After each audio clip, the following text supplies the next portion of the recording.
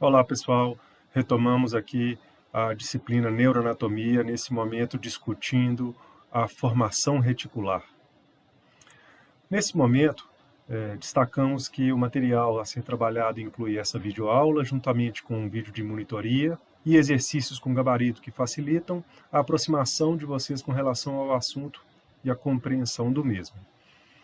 Esse assunto é discutido no capítulo 20 do livro do professor Ângelo Machado, Neuroanatomia Funcional, nossa principal referência, além de outros livros de neuroanatomia que também incluem o assunto, com destaque aqui para o Marte.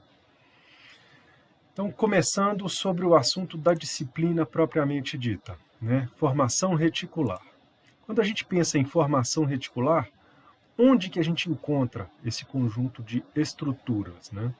Exatamente percorrendo todo o tronco encefálico, como uma agregação neuronal difusa, ou seja, uma mistura, não tem uma característica nem branca nem cinzenta específica. Tá? Por isso é considerado uma agregação difusa. Tá?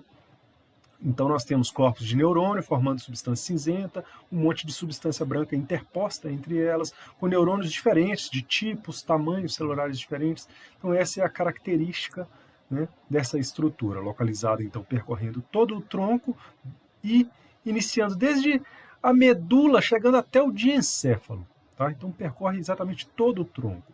E aí esses neurônios são agrupados em núcleos, que nós chamamos de núcleos da formação reticular. Esses núcleos, eles são distribuídos ou classificados principalmente como os núcleos da RAF, que são basicamente 9, com destaque para o núcleo magno da RAF, o locus cerúleus, o núcleo pedúnculo pontino e a área tegmentar ventral, cada um com seu tipo específico de neurotransmissor, a sua localização que a gente vai ver em imagem para facilitar um pouquinho mais, tá? E eu destaco para vocês o seguinte, a funcionalidade deles não é simples. Se a gente observa num determinado livro, a gente observa um tipo de função. Se a gente já vai para outro, por exemplo, o que está em azul aqui é retirado do Marte, o que está em preto é retirado do livro do professor Ângelo Machado.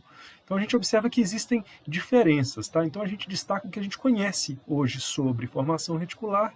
Então, o destaque fica por conta dos núcleos da RAF participando de transtornos de humor e pensamento, locus cerúleus participando principalmente do nosso despertar do sono, tá? Além de controle motor, memória e cognição. Núcleo pedúnculo pontino, tá? Participa de uma fase importantíssima do sono, que é a parte do sono REM que a gente vai falar hoje, tá? Além de controle autonômico, depressão, ansiedade, medo, pânico, ou seja, participa de uma série de funções límbicas, emocionais, né?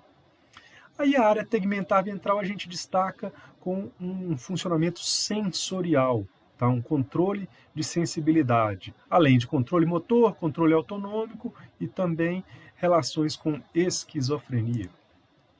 Então, se a gente observar numa imagem, olha, o locus cerúleus é localizado bem nesta região lateral, superolateral, no quarto ventrículo. Então, notem comigo aqui, esse losango aqui é o quarto ventrículo. O que a gente está vendo nessa imagem toda é o quê? É o tronco encefálico. Vista posterior do mesencéfalo, vista posterior da ponte, vista posterior do bulbo. Então, observando dentro do quarto ventrículo, estão lá os agrupamentos, né, que estão coloridos aqui forte, que são os núcleos da formação reticular. Então, locus cerúleus nesta região, em destaque, e na linha mediana, ou seja, na linha da nossa RAF mediana, nós temos os núcleos da RAF, vários núcleos da RAF, com destaque para este, que é o núcleo magno da RAF. Formação reticular, ela age em contato, ou seja, em conexão com todas as estruturas do sistema nervoso central, com todas as partes, ou seja, ela troca de forma recíproca informações com o cérebro, com o cerebelo, com medula e com núcleos de nervos cranianos. Cada informação é trocada por sua via específica destacada aqui em vermelho. E com uma série de funções, ou seja, ele tem uma funcionalidade extremamente ampla, influenciando praticamente tudo no sistema nervoso. E é isso que a gente vai discutir agora, cada uma dessas funções aqui. A começar, então, pelo controle da atividade elétrica cortical, ou seja, o funcionamento cerebral durante sono e durante a vigília.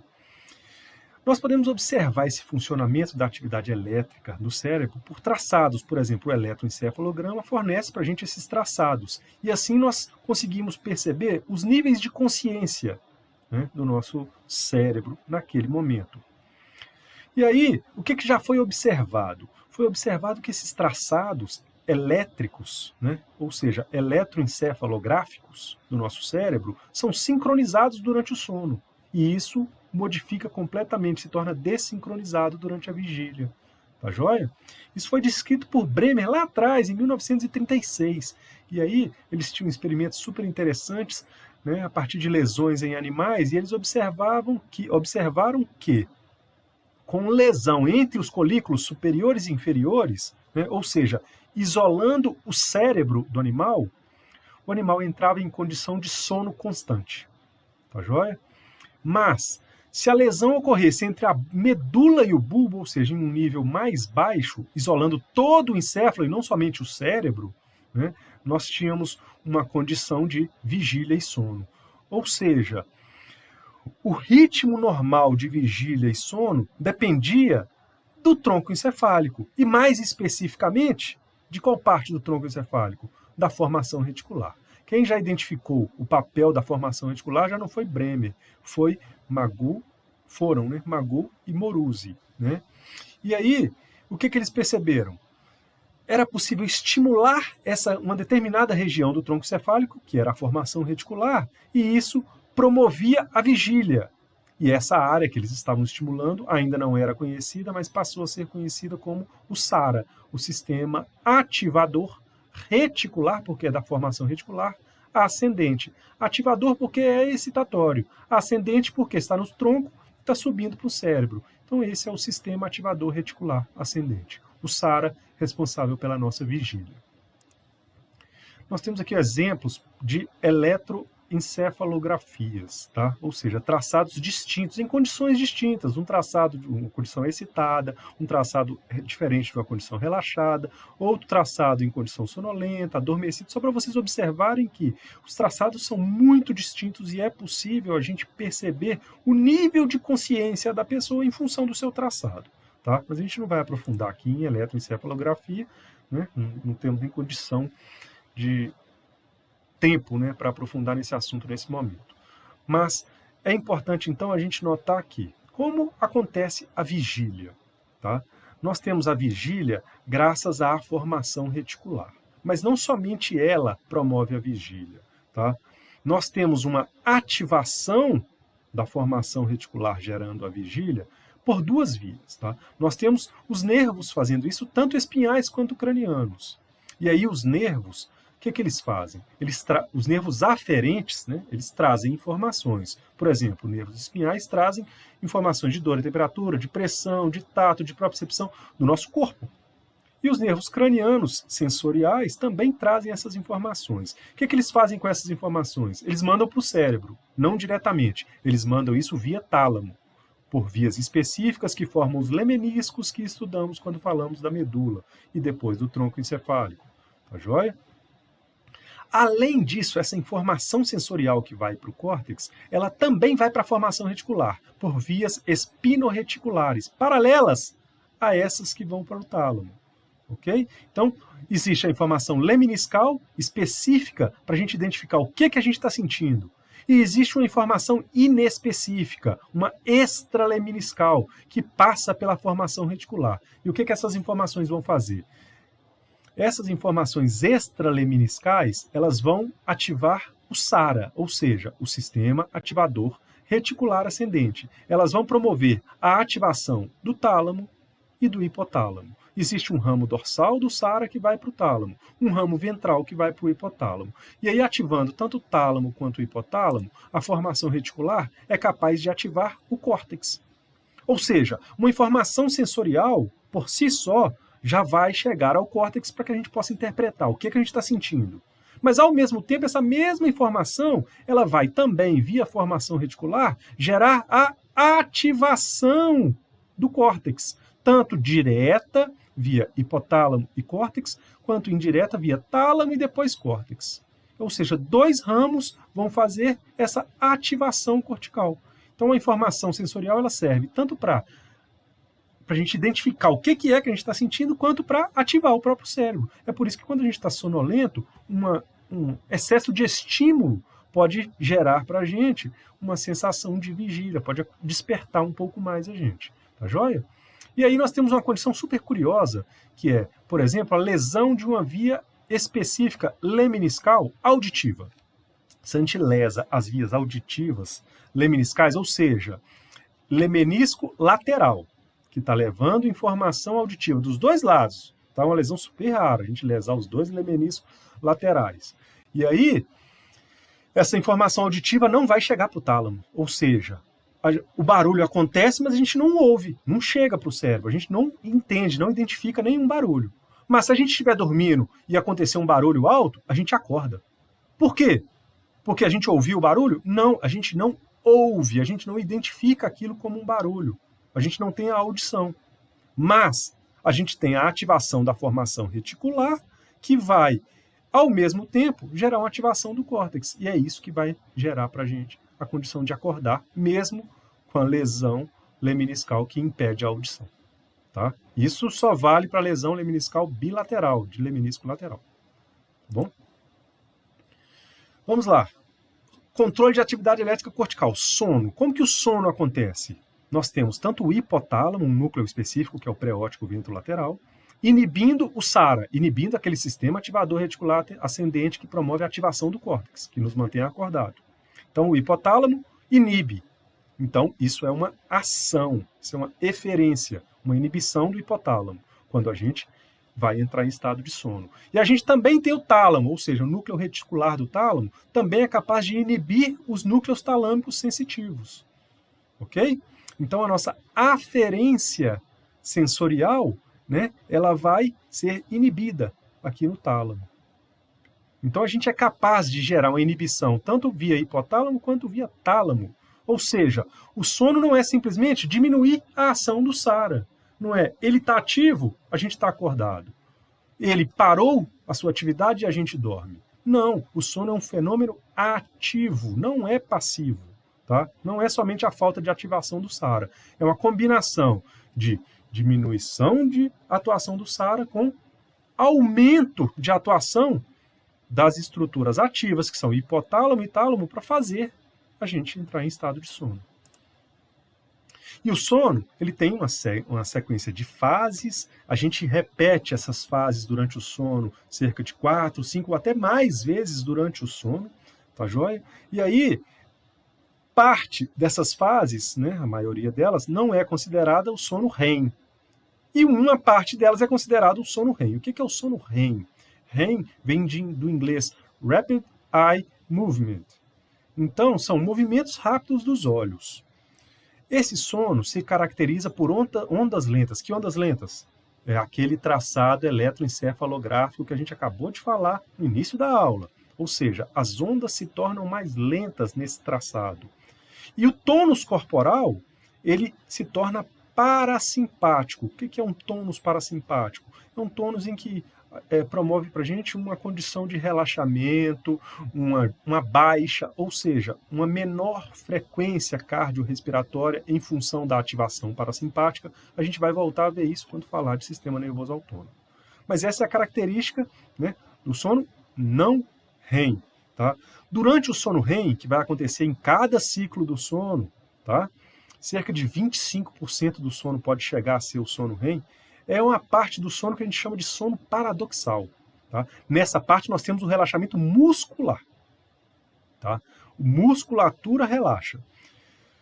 Ele é gerado pelo núcleo pedúnculo pontíneo, é um dos núcleos, né, importantes aqui da formação reticular. E esse núcleo, ele também é capaz de inibir os motoneurônios, ou seja, nós temos uma condição de ativação das ondas corticais, mas isso não gera movimento. Por quê? Porque o pedúnculo pontíneo vai inibir os motoneurônios para que a gente não se movimente tanto, né, durante essa fase do sono.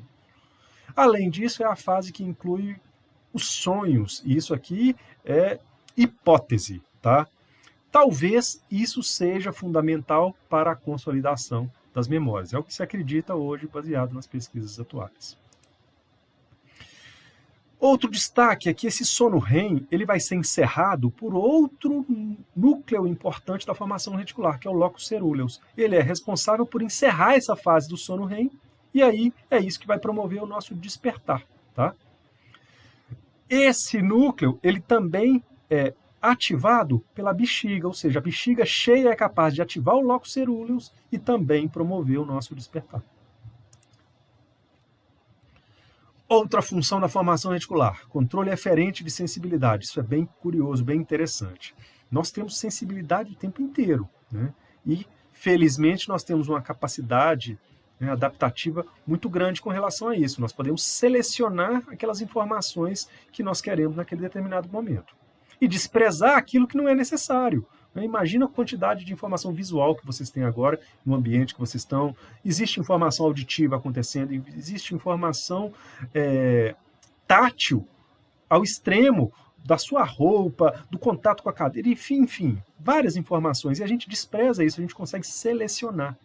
E, inclusive, temos a capacidade de habituar com alguns estímulos que são contínuos, por exemplo, né? E essas capacidades que nós temos de seleção, de habituação com relação aos estímulos, elas ocorrem por quê? Porque nós temos uma capacidade cortical, né, de exercer um efeito sobre a formação reticular.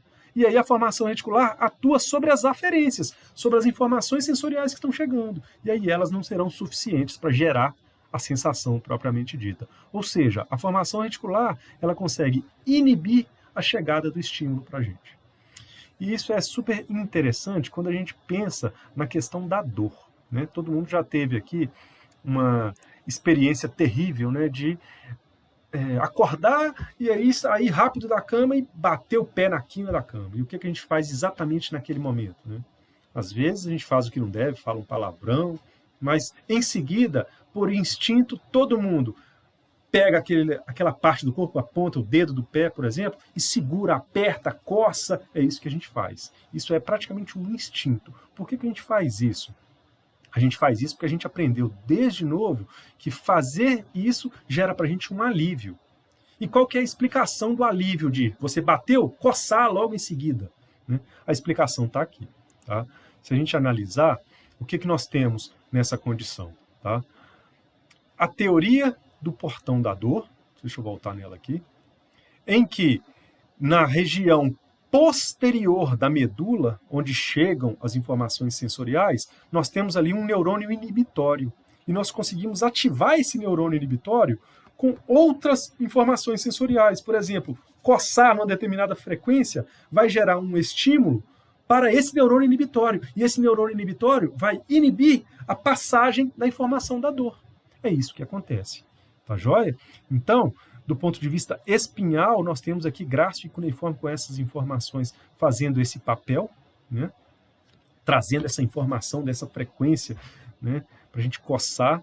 E, ao mesmo tempo, nós temos capacidade de atuar sobre esse neurônio inibitório também do ponto de vista cortical, mandando informação para regiões subcorticais e essas subcorticais mandando informação lá para esse neurônio inibitório da medula. Ou seja, um sistema contra a dor, ou seja, antinociceptivo. Nocicepção é percepção de dor. Antinocicepção é contra a dor. Endógeno, do nosso próprio corpo. Ou seja, tem uma parte do nosso próprio corpo que, se ela for ativada, a gente consegue inibir a sensação lá embaixo. Né? E certamente é isso que uma pessoa com extrema capacidade, né, de adaptação às sensações, por exemplo, né, aquelas pessoas que sentam sobre espinhos, né, fakir, não é?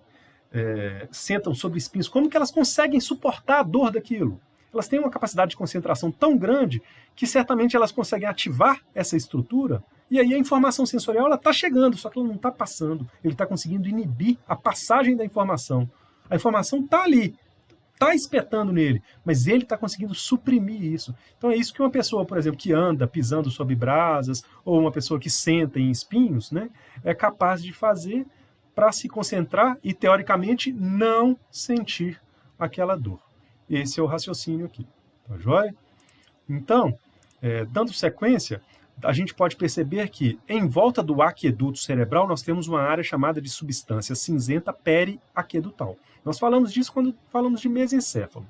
Essa área ela pode ser ativada, né, pelo córtex, por áreas específicas do córtex. E aí, quando essa área é ativada, ela é capaz de ativar os núcleos da RAF, que nós estamos falando agora. Os núcleos da RAF, eles estão no tronco encefálico. E eles, quando ativados pela substância cinzenta periaquedutal, são capazes de ativar o neurônio inibitório da medula. E aí, essa informação não vai chegar. Tá? Sabe-se também que essa é a via utilizada, por exemplo, né, por uma técnica milenar, extremamente conhecida e que funciona super bem, que é a acupuntura.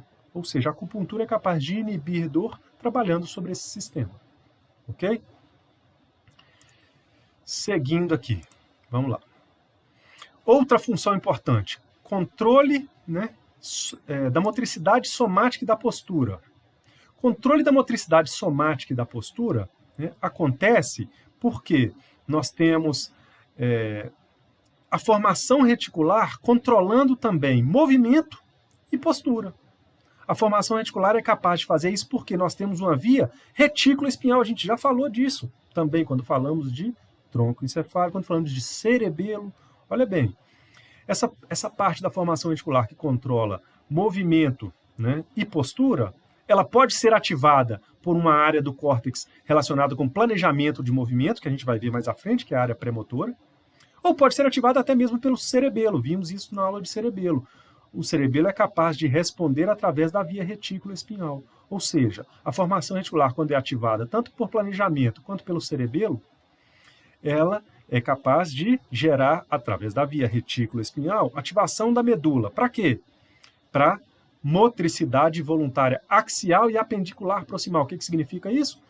Parte de tronco para postura, apendicular proximal é para fixar os membros para que a movimentação fina possa acontecer secundariamente a isso. Não promover a movimentação fina, mas preparar o corpo para essa movimentação fina. E, ao mesmo tempo, regular automaticamente nosso equilíbrio, nosso tônus, nossa postura. E é por isso que a alteração da formação reticular vai gerar disfunção de quê? De equilíbrio, de tônus, de postura. Certo? Além disso, a própria formação reticular ela tem capacidade de gerar padrões estereotipados de movimentos. E aí a locomoção é um deles. Ou seja, a gente pensa, planeja cada passo quando a gente está andando? Não. A gente simplesmente planeja começar a andar. E aí, depois que começa, a gente vai fazendo e nem percebe que continua fazendo aquilo praticamente automático. Mas a formação reticular está atuando, controlando esse movimento praticamente automático. Tá joia? Outra função, controle autonômico. Vale a pena destacar que tanto o sistema límbico emocional e também relacionado com memória e o hipotálamo atuam sobre a formação reticular. E quando essas estruturas atuam sobre a formação reticular é capaz de exercer ação sobre o sistema nervoso autônomo e realizar as ações autonômicas, ou seja, involuntárias, né? Então, nós vamos ver na aula de sistema nervoso autônomo que a influência da formação reticular pode ser importante ali no seu funcionamento. Controle neuroendócrino, da mesma forma, a formação reticular é capaz de ativar o hipotálamo e aí aumentar ou diminuir determinada secreção hormonal, né? Por exemplo, a formação reticular pode agir sobre o hipotálamo e aí promover uma liberação a partir da hipófise do hormônio antidiurético ou do adrenocorticotrófico e assim por diante, tá bom? Então, ela exerce uma função importante do controle corporal neuroendócrino. E, por fim, a última parte aqui de relação funcional da formação reticular se dá através de reflexos. Reflexos que são super curiosos, são interessantes, a gente vai destacar 2 deles aqui, mas vamos primeiro citar todos. Como assim reflexo? Reflexo é uma informação sensorial que vai disparar uma resposta motora independente do seu planejamento, da sua ideia, do seu córtex. Tá? Então, a formação reticular ela faz essa interligação reflexa. Ela recebe uma informação e gera uma resposta.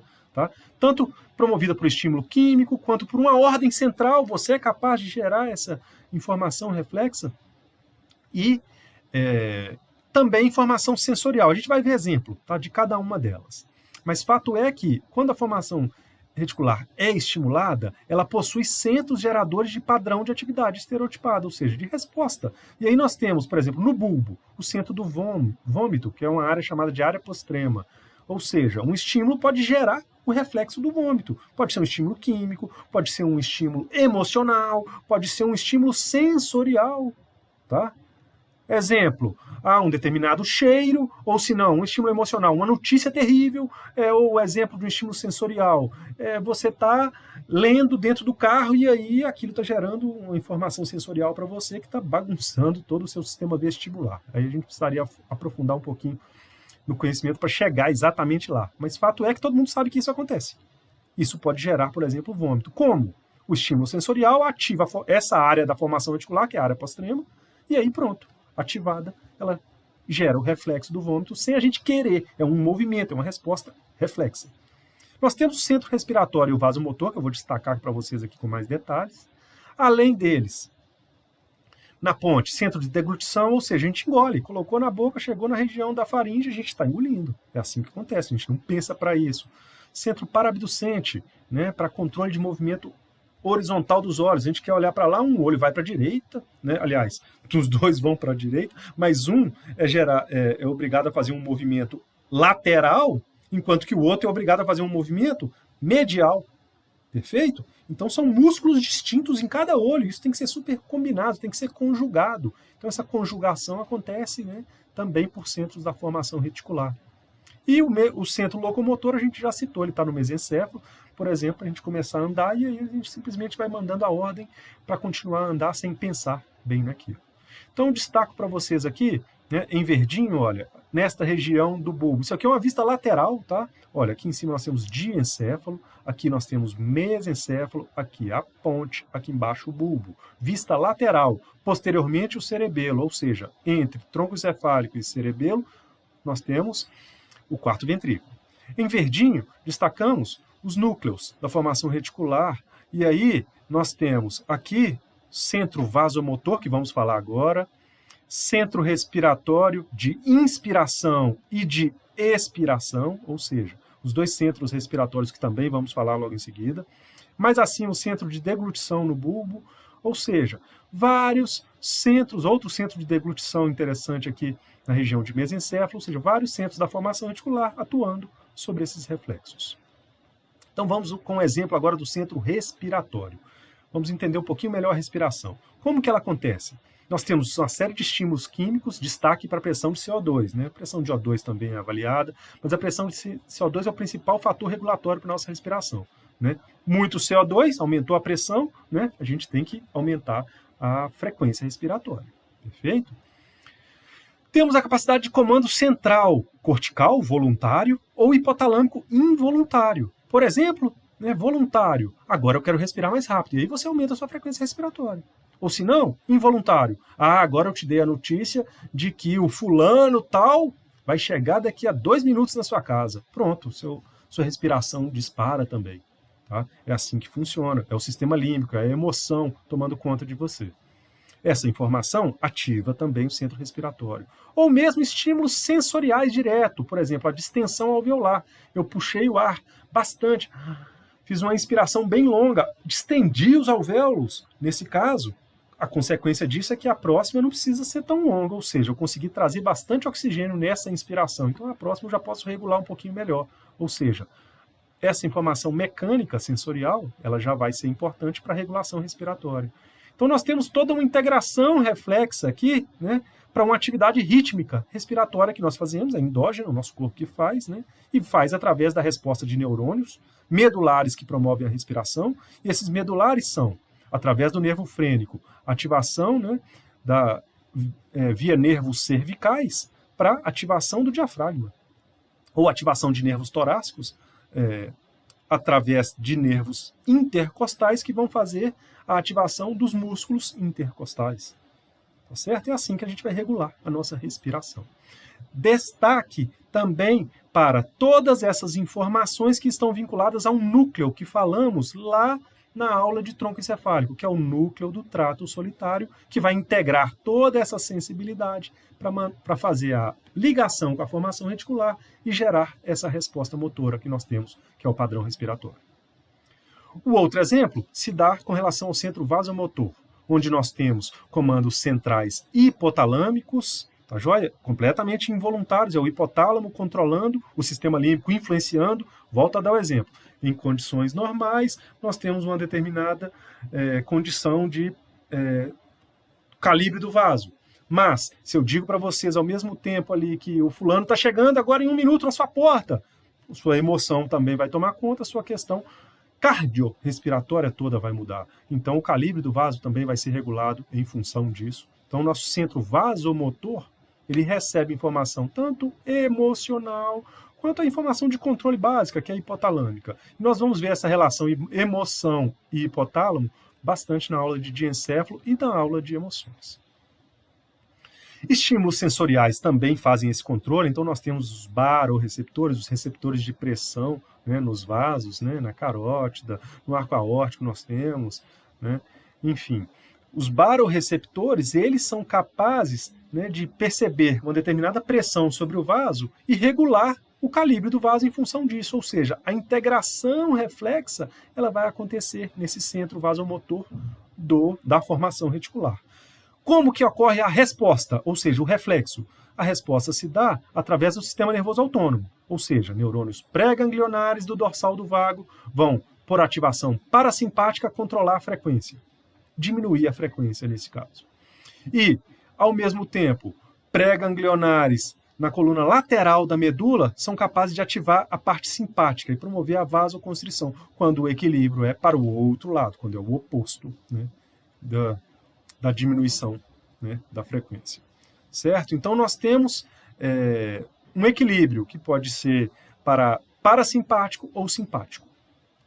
E, novamente, destaco que toda a informação sensorial ela vai passar pelo trato solitário, né, o núcleo do trato solitário lá do tronco, que vai integrar essas respostas de reflexos para o centro vasomotor exercer a sua resposta. Perfeito? Para terminar, destaco para vocês que uma complicação, né, uma relação anatomoclínica interessante, uma complicação que se dá é a compressão mesencefálica. Por exemplo, um tumor, né, pode estar na região do mesencéfalo, gerando uma hérnia, ou seja, uma projeção de parte do tecido cortical, por exemplo, do giro parahipocampal, e aí essa projeção pode estar comprimindo a região do mesencéfalo. Isso vai gerar uma falha no SARA, vai interromper a ação do SARA. Interrompeu o SARA, interrompeu a ativação reticular ascendente, a ativação cortical, a vigília. Essa interrupção é o que nós conhecemos como coma. Mas só tem esse tipo de coma? É sempre interrupção do SARA? Não. Um trauma direto ou generalizado no córtex também pode gerar uma condição de coma, ou seja, o cérebro, ele, entre aspas, desliga a partir do trauma. Por quê? Porque o trauma vai gerar um processo inflamatório, o processo inflamatório vai gerar aumento de volume, né, por aumento de líquido, então o cérebro tenta se proteger disso aí, ele meio que desliga, tá joia? Então existe o coma por trauma generalizado no córtex também. E como que o profissional vai saber se esse coma ele está sendo provocado pelo próprio córtex ou pelo mesencéfalo? O diagnóstico diferencial disso se dá com o teste dos nervos. Se o problema é no mesencéfalo, os nervos também estão comprometidos, principalmente o oculomotor, né? A gente pega o segmento do oculomotor e vai perceber, tá bom? Mas se existe o funcionamento, né, dos nervos, os nervos estão com um reflexo funcionando belezinha, e aqui, olha, destaque, logicamente não é pelo movimento do oculomotor, porque a pessoa está em coma, não adianta você pedir para ela mover o olho, tá? Mas sim, o teste do oculomotor vai ser para a reação involuntária do oculomotor, ou seja, a relação do oculomotor com pupila, né? Joga a luz lá e você vai ver a reação. Se tem muita luz, a pupila vai ter que fechar, a miose. Se tem pouca luz, a pupila vai dilatar, vai fazer a midríase. Se existe a resposta, significa que o oculomotor está funcionando. Se o oculomotor está funcionando, a tendência é que esse coma, então, não seja na região do mesencéfalo, e sim no córtex, tá joia? O que é muito melhor, tá joia? Porque quando o quadro se dá com origem no tronco, ou seja, no mesencéfalo, ele é muito mais grave. Perfeito? Bem, gente, é isso que a gente tem para abordar sobre formação reticular. Agradeço a atenção e até breve.